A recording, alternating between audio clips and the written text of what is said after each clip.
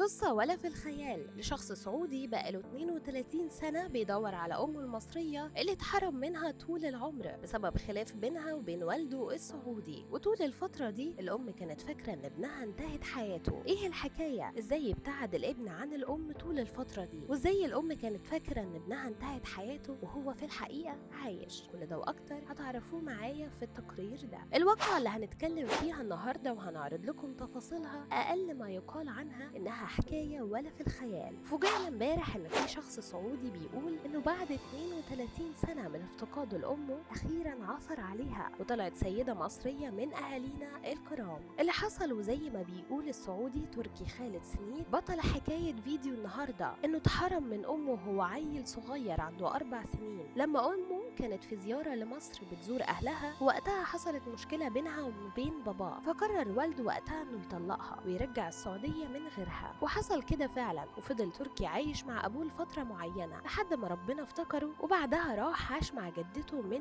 بابا. وطول الفترة دي أمه كانت فاكرة إن حياته انتهت زي ما قال لها أبوه أبو تركي بعد ما أخد الواد وسافر من فترة. اللي حصل بقى وخلى فيه تطورات في القصة دي إن تركي بعد ما كبر وفهم يعني إيه حاول يدور عليها ويسأل هي فين، وعرف إنها ست مصرية بس ما كانش عارف مكانها. وهنا قرر ينزل مصر يدور عليها، وفضل بالفعل فترة طويلة على الحال ده يلف من محافظة لمحافظة ويسأل عليها، وبرضه مفيش أي نتيجة لحد ما ربنا كرمه وواحد قال له يروح السفارة السعودية في مصر يسأل فيها. وفي السفارة كانوا متعاونين معاه جدا زي ما قال في خبر لموقع سبق السعودي. المهم ان في السفارة جابوا له كل الورق اللي كان يخص والده هنا في مصر، وطبعا كان ضمن الورق دي اسم والدته بالكامل وعنوانها بالتفصيل. وقتها هو اخذ العنوان وراح عليه بالفعل، بس للاسف ما حصلش نصيب اول مرة، وفضل يدور لحد ما غلب وقرر يرجع السعودية. بعد ما رجع السعودية بفترة فوجئ باتصال من السفارة السعودية في مصر بتقول له انهم لقوا عنوان جديد لوالدته ووصلوا لها بالفعل، وهي اكدت ليهم ان كان ليها ابن سعودي. وهنا قرر الشخص السعودي انه ينزل مصر تاني ويقابل امه، والحمد لله قابلها فعلا زي ما انتم شايفين كده، وهم دلوقتي مبسوطين جدا وفي غاية السعادة. لحد هنا ونكون وصلنا لنهاية الفيديو واخر التفاصيل اللي نعرفها في الواقعة. وفي النهاية وقبل ما نقفل حابين نعرف انتم مبسوطين زينا للأم المصرية دي ولا لا؟ وهل حد فيكم مر بتجربة مشابهة ليها؟ ولو في حد مر بتجربة مشابهة او حد يعرف حد مر بنفس التجربة ياريت يكتب لينا في التعليقات ونعرفها منه.